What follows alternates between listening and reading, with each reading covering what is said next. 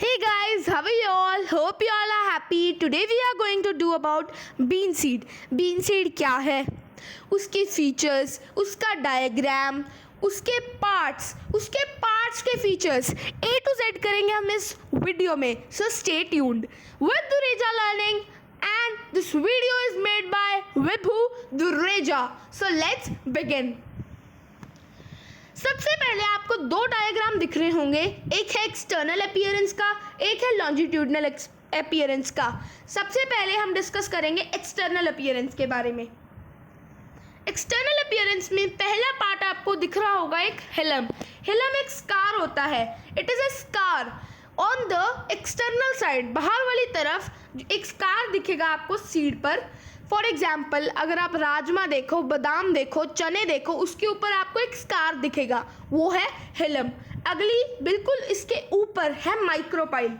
Micropyle का function है जब जो सीड्स को भिगोया जाता है तब ये वाटर को एब्जॉर्ब कर लेता है. ऑल्सो ये हेल्प करता है रेस्पायरेशन में.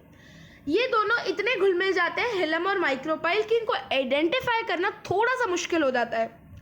अब जो ग्रीन पार्ट आपको दिख रहा होगा ये इसको प्रोटेक्ट करता है सीड को और इसका नाम है टेस्टा. अब आ जाते हैं लॉन्जिट्यूडनल सेक्शन में. जो लॉन्जिट्यूडनल सेक्शन है उसमें आपको फिर दिख रहा होगा टेस्टा जो प्रोवाइड करेगा प्रोटेक्शन. एंड नेक्स्ट आपको दिख रहा होगा टेगमेन. टेगमेन टेस्टा के नीचे एक लेयर है, इसका भी फंक्शन है प्रोटेक्शन. इसके नीचे प्लेम्यूल. प्लेम्यूल लीव्स, जो भी लीव्स हैं प्लांट की, जो भी स्टेम है, ब्रांचेस हैं, ये किससे डेवलप हुई हैं? ये बनी है प्लेम्यूल से. शूट सिस्टम बना है प्लेम्यूल से. अगला है रेडिकल. ये बना है रूट सिस्टम. ये बनाएगा रूट सिस्टम. जो अंडरग्राउंड रूट सिस्टम है वो कौन बनाएगा? रेडिकल. रेडिकल के बाद माइक्रोपाइल का फंक्शन हो गया, मैंने आपको एक्सटर्नल अपीयरेंस में अभी बताया. कॉटिलिडन्स बीन सीड के अंदर आपको प्रोवाइड देंगी protection as well as food serve करेंगी. सो अब इसके फीचर्स देख लेते हैं right side of this same page.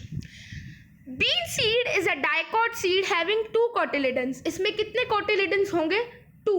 Therefore it is called dicot और डाइकोटिलिडनस. अगला point, bean seed require little water to grow. इसे चाहिए कम पानी. And manufacture their own nitrogen fertiliser. खुद का नाइट्रोजन फर्टिलाइजर ये मैन्युफैक्चर कर सकते हैं, making them simple to care for. आगे देख लेते हैं testa and tegmen seed coat. Testa is the outermost covering of the seed. Outermost covering है सीड की testa and protects it from external injury. कोई external injury उससे कौन protect करेगा? टेस्टा. एंड बैक्टीरियल इन्फेक्शन, कोई भी bacterial infection है उससे कौन प्रोटेक्ट करेगा? Testa. Whereas tegmen is the covering of the seed that lies just under testa. Testa के नीचे टेगमेन, इसका भी फंक्शन फॉर प्रोटेक्शन. अगला है रेडिकल. रेडिकल किस कलर का है? Whitish. Radical is whitish in colour which develops into root system. क्या बनाएगा? Root system.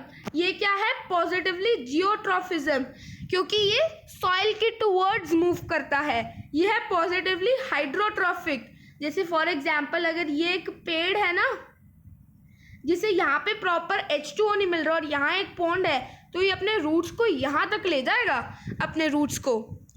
और नेक्स्ट है इट इज़ नेगेटिवली फोटोट्रॉपिक, क्योंकि ये सनलाइट से अवे रहता है. इसमें फोटोसिंथेसिस तो नहीं होती रूट्स में, वो तो लीव्स करते हैं. ये सनलाइट से हमेशा दूर रहता है. आगे देखते हैं plumule. Plumule develops after the radical. Usually plumule बाद में डेवलप होता है. The radical is the plumule is present above the cotyledons and it develops into the shoot of the plant. किसमें? shoot में. The plumule has to form the shoot of the plant and therefore is positive phototrophism. Radical negative, ये positive. The plumule senses light and grows in the direction of sunlight. sunlight के direction में grow होगा. Plumule के बाद next आ गया epicotyl. Epicotyl grows rapidly during hypogeal germination, ये बहुत ज़्यादा इम्पॉर्टेंट है। इस वीडियो के लास्ट में आपको हाइपोजियल और एपीजियल जर्मिनेशन के बारे में भी पता लग जाएगा। And extends the stem above the soil surface. Next देख लेते हैं hypocotyl. Hypocotyl is positioned between the cotyledons and the radicles. जो कोटिलेडन्स है और जो रेडिकल है उसके बीच में ये प्रेजेंट है and is important in epigeal germination. वो हाइपोजियल में, ये एपीजियल में। The hypocotyl causes the emergence and extension of radicle. Radicle की extension hypocotyl which will form the root system of the plant. आगे देख लेते हैं cotyledons. Cotyledons are the first part of the plant. क्या है ये? First part of the plant emerge from the seed. They are formed within the seed along with the endosperm.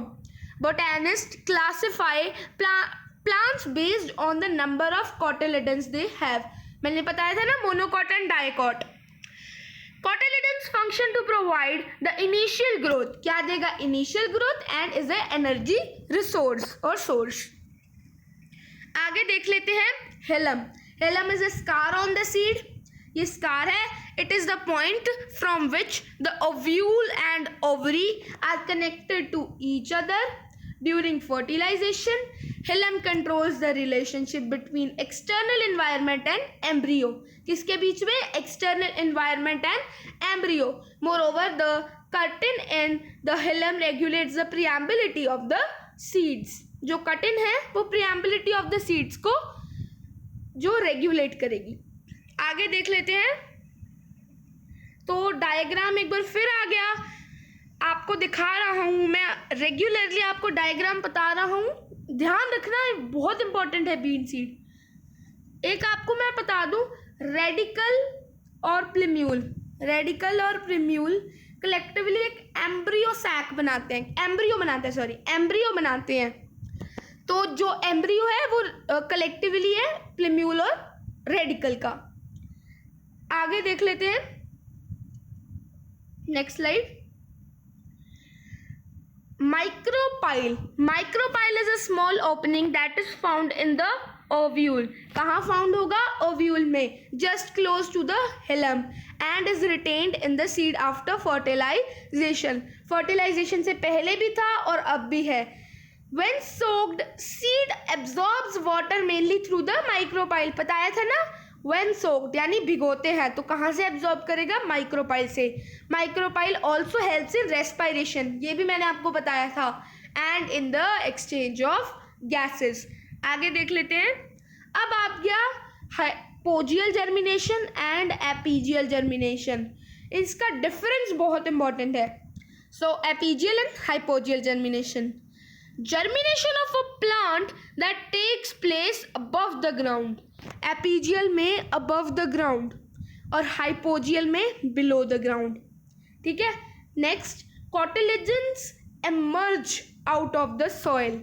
यहाँ पे inside the soil, अंदर ही रहेंगे। Hypogeal में अंदर, इसमें बाहर। Hypocotyl is long and its upper part of the hypocotyl is curve down. इतना कर लो बस, hypocotyl elongates in epigeal germination, इसमें एपिकोटाइल एलोंगेट्स। ऐसे कर लो बस, दोनों में ऐसे दिया, या तो आप hypocotyl elongates in epigeal, hypocotyl does not elongates. और नेक्स्ट पॉइंट है epicotyl is short, epicotyl is long. ये भी कर सकते हो आप, ऑपोजिट भी लिख सकते हो और मतलब सेम भी लिख सकते हो। जैसे सेम ऐसे नहीं कि इधर भी वही लिख दिया इधर भी वही लिख दिया, ऐसे नहीं कह रहा मैं, ऑपोजिट कह रहा हूँ। जैसे हाइपोकोटाइल और एपिकोटाइल के बारे में लिख दो एक पॉइंट में, वरना दोनों में हाइपोकोटाइल लिख दो पहले और दोनों में एपिकोटाइल लिख दो। उसके बाद cotyledons turn green and undergo photosynthesis. इसमें photosynthesis and cotyledons do not undergo photosynthesis in hypogeal में। Energy consumes from cotyledons, energy comes from endosperm. इसमें cotyledons, इसमें endosperm. Occurs in beans and castor. Example है been and castor. अभी हमने कौन सी germination की है? फिर एपीजियल जर्मिनेशन, कौन सी? एपीजियल। और इधर occurs in coconut, pea and maize. Bean seed हमने किया है, बीन सीड में कौन सी होगी? Epigeal germination. So thanks for watching, like, share, subscribe and definitely comment, बताना कैसे लगा। और ऑल्सो आप बताना नेक्स्ट वीडियो किसकी आए, मेज ग्रेन की आए या टोटल चैप्टर एक्सप्लेन्ड हो, ठीक है। Thanks for watching, hope you enjoy, thank you, good bye.